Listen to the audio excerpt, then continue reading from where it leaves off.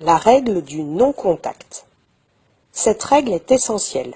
Elle existe depuis la création du basket-ball. Lorsque mon équipe n'a pas le ballon, je suis en défense. Je dois récupérer le ballon et empêcher mes adversaires de marquer. Mais je ne peux pas le faire n'importe comment. Cette règle interdit tout contact avec l'adversaire. Je ne peux donc pas empêcher un adversaire de passer en écartant mes bras.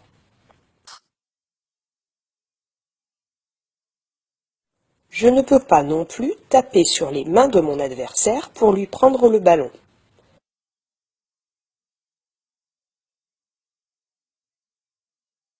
Je ne peux pas prendre le ballon si le ballon est collé à mon adversaire.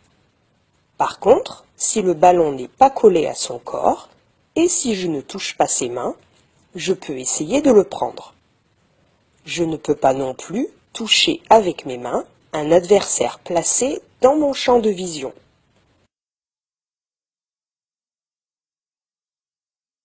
Par contre, je peux gêner mon adversaire en levant les bras pour empêcher une passe ou en gênant le dribble. Voyons ensuite la seconde règle. Si je suis en attaque et que j'ai le ballon, je ne peux pas courir ou marcher avec le ballon. Plus précisément, j'ai le droit à 2 appuis avec mes pieds, pas plus. Regardons quelques exemples de marché. Ici, le joueur en bleu, qui reçoit la balle, fait 3 pas avant de passer son ballon. Il a donc marché.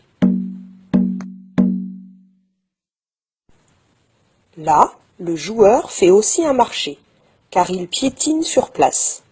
Or, chaque piétinement compte pour un appui.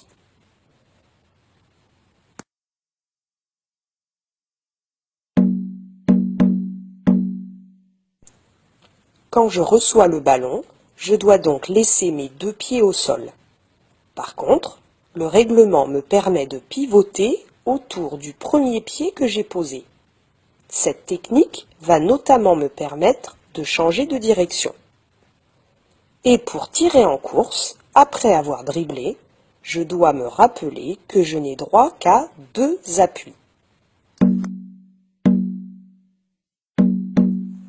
Découvrons maintenant la troisième règle. Vous l'avez compris, il est interdit de se déplacer avec le ballon sans dribbler. Un joueur ne peut pas dribbler une seconde fois après avoir terminé son premier dribble. Le dribble prend fin lorsque le joueur touche simultanément le ballon avec ses 2 mains ou s'il le laisse reposer dans l'une des 2 mains. Enfin, terminons par la quatrième règle. Tout d'abord, sachez que dans un match officiel, les joueurs sont au nombre de 10, 5 dans chaque équipe. Quand une équipe attaque, l'autre défend, et inversement. Il existe une zone particulière, ici en bleu, que l'on nomme la raquette, dans laquelle les joueurs attaquants ne pourront pas rester plus de 3 secondes consécutives.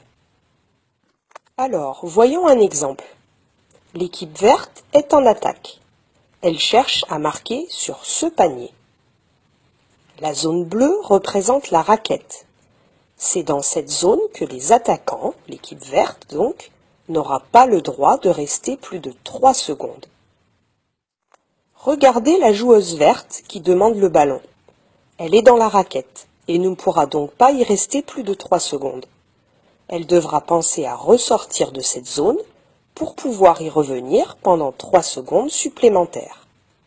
Par contre, le joueur jaune qui est en défense, lui, n'est pas concerné par la règle. Il peut donc rester dans la raquette autant de temps qu'il le souhaite.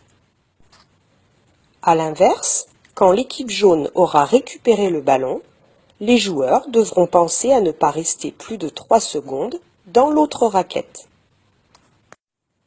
Il existe quand même une situation où les joueurs pourront rester plus longtemps dans la raquette.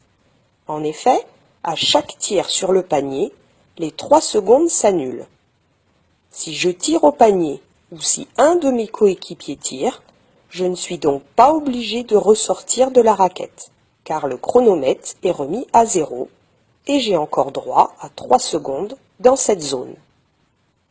Pour terminer, sachez que les lignes rouges marquent les limites du terrain. Si le ballon sort ou si un joueur en possession du ballon marche sur la ligne, même si le ballon n'est pas sorti, la balle est donnée à l'adversaire. La remise en jeu se fait sur le côté du terrain, à l'endroit de la sortie. Il en est de même pour toutes les fautes commises sur le terrain. Les remises en jeu se feront sur le côté du terrain, au niveau où a été commise la faute.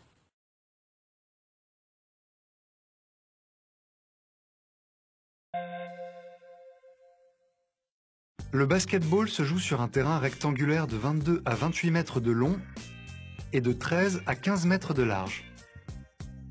À chaque extrémité du terrain, un panier de 45 cm de diamètre est accroché à un panneau situé à 3,05 m du sol. Deux équipes de 5 joueurs s'affrontent pendant 4 quarts-temps de 10 minutes. Une mi-temps de 15 minutes est observée après le deuxième quart-temps. L'objectif des deux équipes est de faire entrer le ballon dans le panier de l'équipe adverse pour inscrire le plus de points possible. Un panier vaut 2 points, ou 3 points si le joueur tire depuis l'extérieur de la ligne des 3 points, tracée à 6,75 m du panier. L'équipe qui a le plus de points à la fin du temps réglementaire gagne le match. En cas d'égalité, les deux équipes jouent des périodes de prolongation de 5 minutes jusqu'à ce qu'une équipe l'emporte. Pour faire progresser le ballon, les joueurs ne peuvent se déplacer qu'en dribblant ou en faisant une passe, en utilisant exclusivement leurs mains. En attaque, les joueurs peuvent être sanctionnés de violation, qui donne lieu à une remise en jeu pour l'adversaire derrière la ligne de touche. Pour les connaître, consultez notre vidéo « Violation ». En cas de contact physique illégal, les joueurs peuvent être sanctionnés de faute. Pour apprendre à les éviter, consultez notre vidéo « Faute ». Les fautes sont sanctionnées de remise en jeu ou de lancer franc pour l'adversaire. Les lancers francs sont tirés depuis la ligne située à l'extrémité de la raquette et valent 1 point. La raquette, aussi appelée zone restrictive, est la zone rectangulaire dessinée sous chaque panier. À chaque arrêt de jeu, l'entraîneur a la possibilité d'effectuer un changement de joueur, et ce de manière illimitée. Vous connaissez désormais les règles de base du basket.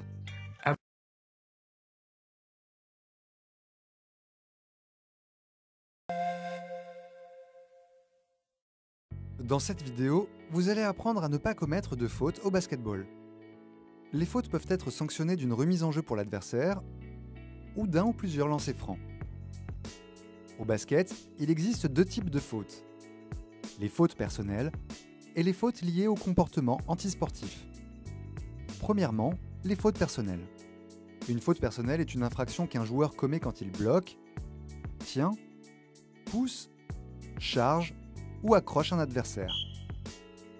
En défense, pour ne pas commettre de faute, il faut gêner la progression du joueur avec le torse et avec ses appuis. Le défenseur peut se déplacer latéralement ou reculer, mais il ne peut pas se rapprocher délibérément de l'attaquant pour provoquer le contact. Tout contact avec les bras, épaules, hanches ou genoux peut être sanctionné d'une faute défensive. Un attaquant en possession du ballon peut être sanctionné d'une faute appelée passage en force s'il cherche à forcer le passage malgré la présence d'un défenseur déjà placé. En règle générale, c'est le joueur, attaquant ou défenseur, qui réduit la distance avec l'adversaire, qui est sanctionné d'une faute. Au bout de 5 fautes personnelles pour un joueur, il est exclu du match. Au moment où la faute est sifflée, si le joueur n'était pas en train de tirer, la balle est remise en jeu par son équipe.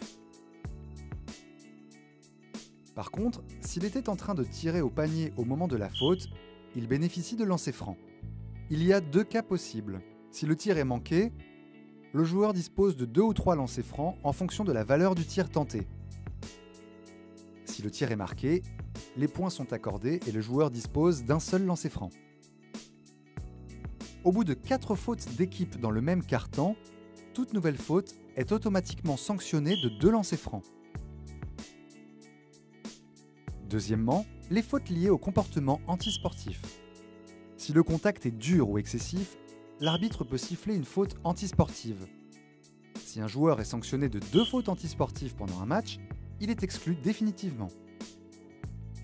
L'arbitre peut également siffler une faute technique, en cas d'anti-jeu ou de contestation par exemple, ou une faute disqualifiante qui exclut définitivement le joueur en cas de geste antisportif flagrant. Toutes ces fautes sont sanctionnées d'un ou plusieurs lancers francs, suivies d'une remise en jeu pour l'adversaire. En match, attention à éviter les fautes car elles peuvent être très pénalisantes pour votre équipe. À vous de jouer!